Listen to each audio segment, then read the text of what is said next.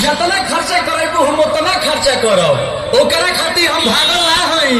आ यदि हमरा के छोड़ के गइलू तो बुझ लीह हम संतोष पागल नहीं।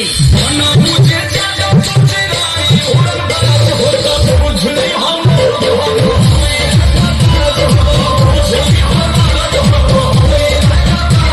तू जानत हुआ कि हम ग्रेड ए पढ़ ले ही।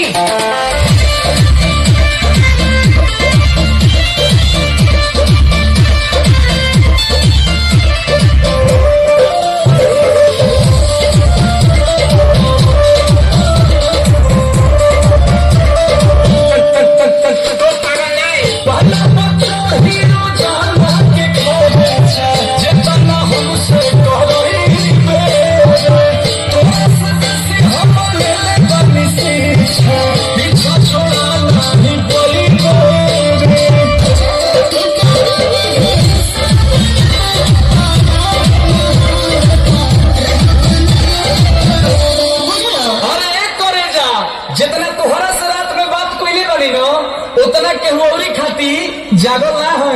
लेकिन जदि तू हमार दिल तुरलू तो बुझ ली हम संतोष पागल नहीं। बुझे ज्यादा तुझे